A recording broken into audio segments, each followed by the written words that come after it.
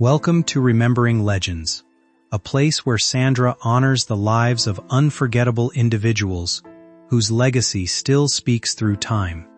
Here, we look back on celebrated names from film, music, sports, and culture, remembering the passion and influence they shared with the world. Each tribute is a chance to celebrate their journey and keep their memory alive in a meaningful way. Journalist, music. Dave Kendall died in July 2026 at the age of 63. He created and hosted 120 Minutes, the groundbreaking MTV program that showcased alternative and indie bands in the 1980s, 90s, and 2000s. Kendall is being remembered for bringing new music to a generation of viewers. Actress Antoinette Bauer died April 30th, 2026, at a retirement home in Los Angeles at the age of 93. Her death was announced this week. She appeared in a classic episode of Star Trek: The Original Series, playing the cat-like alien Sylvia. Bauer is also being remembered for her appearance on The Twilight Zone and for movies like Prom Night and The Evil That Men Do. Journalist Lloyd Robertson died, Museo Music, August 4th, 2026, at the age of 92. After spending years with the CBC, he was the anchor or co-anchor for Canada's CTV National News for 35 years, becoming a widely trusted figure as he covered stories of national and international importance. Robertson is being remembered for setting a record as the longest tenured national network news anchor in North America. Music producer David Z died August 2nd, Music 2026, at a hospital in Burbank, California. He died of complications from an infection at the age of 78. Born David Rivkin, he was an architect of the Minneapolis sound, especially through his work with Prince. He engineered Purple Rain and other early albums, and he music produced and played guitar on the classic track Kiss. David Z is also being remembered as a member of Lips Incorporated, known for their disco hit Funky Town and for producing the Fine Young Cannibals song She Drives Me Crazy. A century ago, the world welcomed a man who would go on to redefine laughter. Jerry Lewis wasn't just a comedian, he was a force of energy, heart, and compassion. From unforgettable roles in The Nutty Professor to countless performances that lit up the screen, he made people laugh when they needed it most.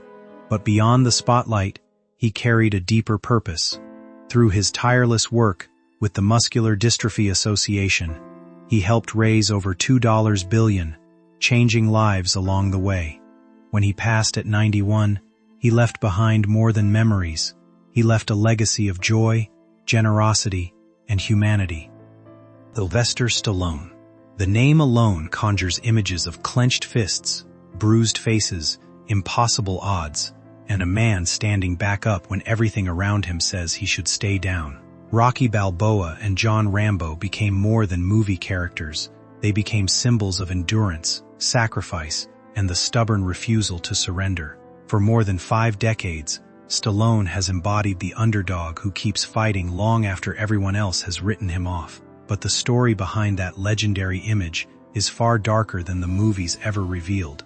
His life began with a traumatic birth that left permanent damage to the left side of his face, affecting his smile and speech. His childhood was marked by family instability, bullying, and rejection, while Hollywood repeatedly told him that his unusual appearance and voice made him unsuitable for leading roles. He endured poverty so severe that he slept in bus stations, took humiliating jobs, and even sold his beloved dog because he could no longer afford to feed him.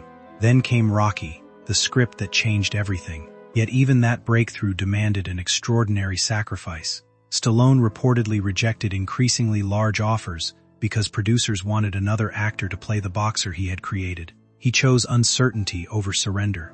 That decision transformed him from an unknown struggling actor into one of the biggest stars in the world. But fame did not protect him from failure, criticism, or devastating personal loss. Behind the muscles, wealth, franchises, and applause was a man repeatedly forced to confront the possibility that everything he built could disappear. This is the story of the fighter behind the fighter, and the price Stallone paid to become an icon. A difficult beginning. Sylvester Stallone was born on July 6, 1946 in New York City, and his entrance into the world was accompanied by complications that left consequences lasting a lifetime. During his difficult delivery, the use of forceps damaged nerves on the left side of his face, leaving part of it partially paralyzed.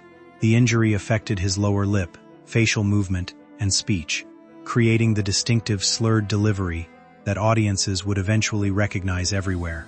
As a child, however, those differences were not celebrated. They made him vulnerable. Stallone grew up in a turbulent family environment, with his parents Frank Stallone Sr. and Jackie Stallone experiencing a troubled relationship before eventually divorcing. His childhood became increasingly unstable, and he spent periods living away from his immediate family. School offered little comfort. Other children mocked his appearance and speech, and the frustration he carried often erupted into anger. Rather than allowing him to disappear completely, that anger eventually became a strange form of determination. He learned that if words failed him, he could express himself through movement, physicality, and eventually performance. His teenage years were difficult enough that he was sent to a school in Switzerland, where he worked as a sports coach and began developing an interest in acting. He later described periods of profound loneliness and despair during his youth. Yet beneath all of it was a stubborn instinct that would define his entire career. Stallone did not believe he had been given an easy life. He simply refused to accept that his difficult beginning had to determine his ending. Fighting for a dream. When Stallone returned to America and decided he wanted to become an actor, Hollywood offered him almost no encouragement. The industry was filled with handsome leading men who fit familiar ideas of what a movie star was supposed to look and sound like. Stallone did not fit that mold. His facial paralysis affected his expressions, his speech was unconventional, and his appearance was considered difficult to market. Auditions ended in rejection after rejection. Instead of allowing himself to starve while waiting for his big break, he accepted whatever work he could find. He cleaned cages at the Central Park Zoo, worked as a theater usher, and took other low-paying jobs simply to survive. At one point, his financial situation became so desperate that he slept in the Port Authority bus terminal. He later recalled selling his dog, Butkus, because he could not afford to feed either himself or the animal. That decision devastated him. He eventually appeared in a small number of films, including an adult movie that he accepted because he desperately needed money. None of these experiences looked like the beginning of a Hollywood legend.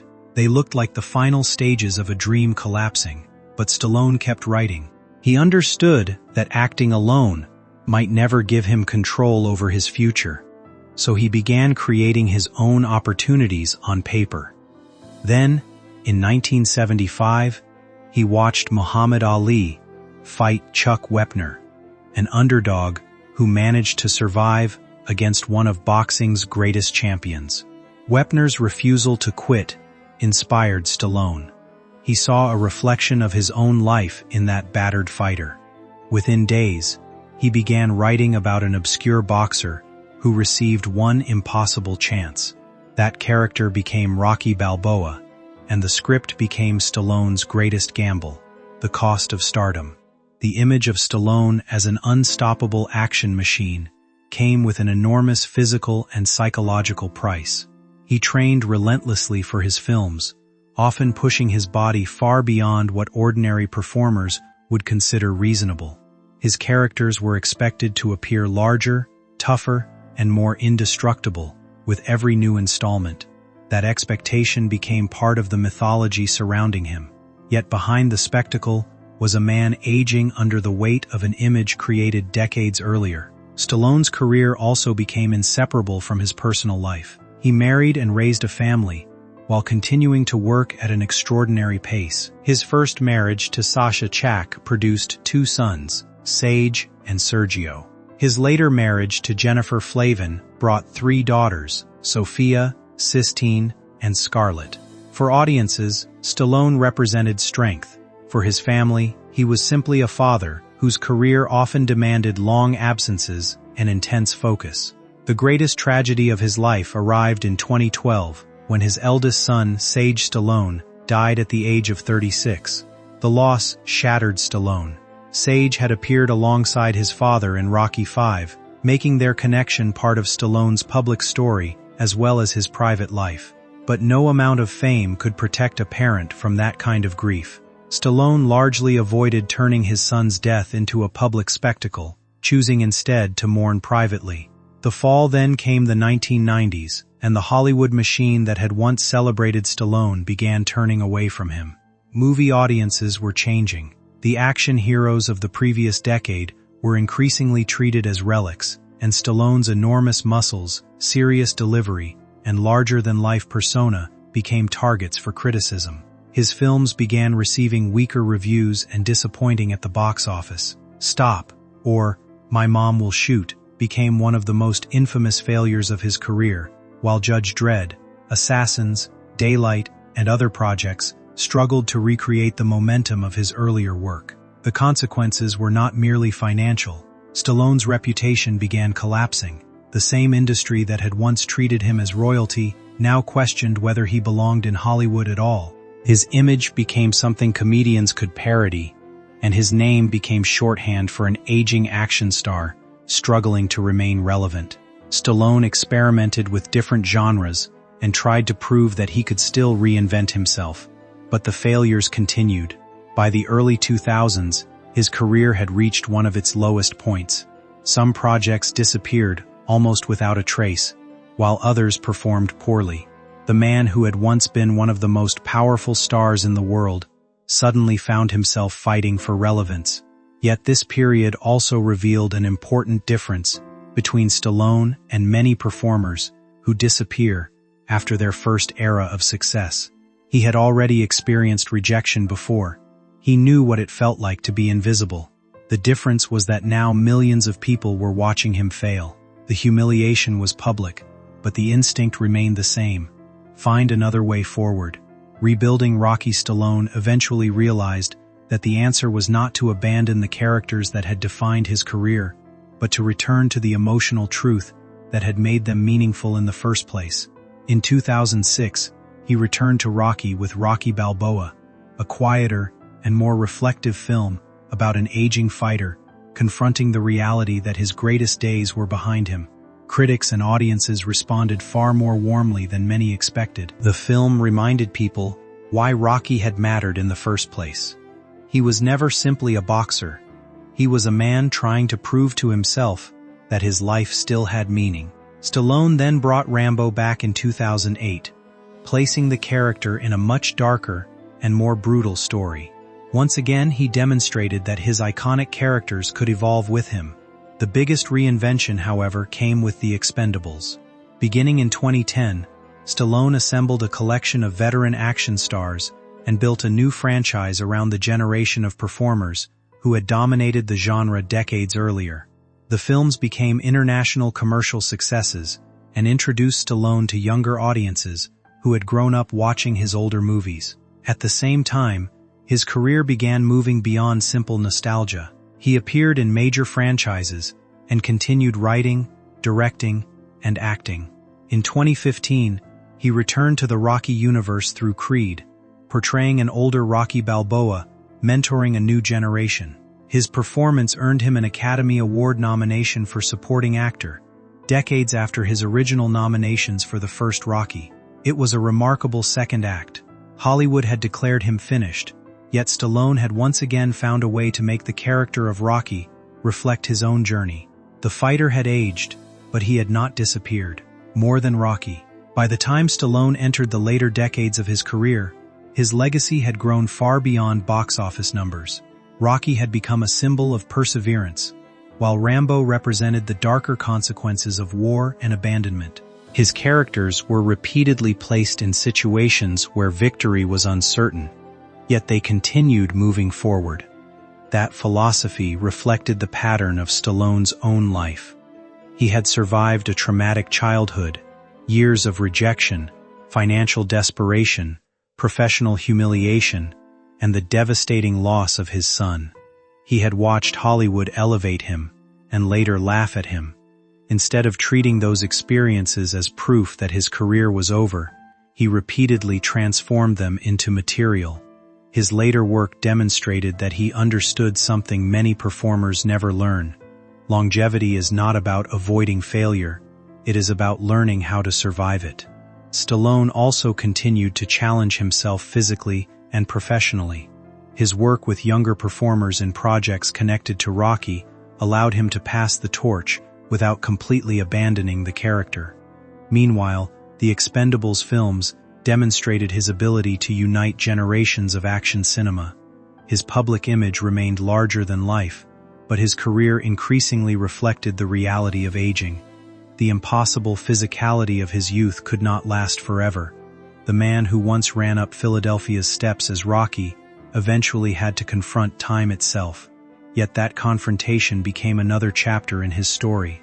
Stallone's greatest achievement may not be that he remained an action hero for so long. It may be that he learned how to evolve without surrendering the identity that made audiences believe in him. He did not simply survive Hollywood. He survived himself. The legacy today. Sylvester Stallone's legacy is difficult to measure because it extends far beyond the number of films he has made or the money those films earned. Rocky became one of cinema's most enduring characters, while Rambo became one of the defining action figures of the modern era. Stallone's influence can be seen in generations of actors, filmmakers, athletes, and ordinary people who adopted his characters as symbols of determination. His journey also changed perceptions of what a leading man could be. Hollywood initially saw his unusual face and speech as weaknesses. Stallone eventually turned those same characteristics into part of his identity. His voice became recognizable, his expressions became iconic, his physical presence became inseparable from the characters he created. Most importantly, his refusal to surrender creative control over Rocky demonstrated that sometimes the opportunity that looks financially foolish can become the decision that changes everything. Had Stallone accepted those early offers and allowed another actor to play Rocky, the entire history of his career might have been different. The man who once had almost nothing ultimately built a remarkable body of work through persistence rather than certainty. But his legacy also carries a quieter lesson. Strength does not mean being untouched by suffering. Stallone's life proves almost the opposite. He experienced rejection, poverty, failure, physical limitations, and unbearable grief. None of those experiences disappeared simply because he became famous. Wealth could not erase his childhood. Success could not restore his son. Applause could not eliminate every insecurity. What he could control was whether he continued. That is why Rocky's famous philosophy resonates so deeply. The point was never that life would stop hurting. The point was that pain did not have to be the end of the story, the final fight. Sylvester Stallone's story ultimately refuses to fit neatly into the traditional Hollywood success narrative.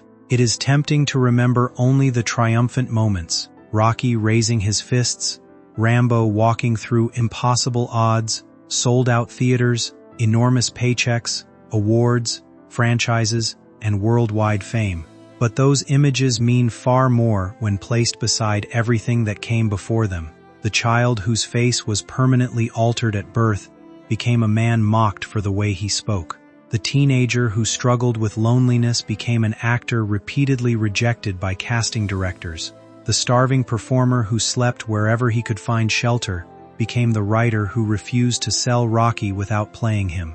The forgotten actor who once sold his dog because he could not afford to feed it eventually bought that same dog back for a staggering sum. The superstar who seemed invincible later endured career collapse and the unbearable death of his firstborn son. None of those chapters can be separated from the others. Together, they explain why Stallone's characters feel different. He was not merely pretending to understand what it meant to be an underdog. He had lived it. His greatest achievement was not avoiding failure. It was refusing to allow failure to define him. Even after Hollywood said he was finished, he returned. Even after audiences changed, he adapted. Even after age transformed the physical image that had made him famous, he found new ways to tell stories. And perhaps that is the final lesson of Sylvester Stallone's life. The strongest person is not necessarily the one who never falls. It is the one who understands that falling is part of the journey, feels the pain, carries the scars, and still finds the strength to stand. Stallone spent decades playing fighters, but his greatest fight was always his own life, and somehow, against odds that once seemed impossible, he kept getting back up.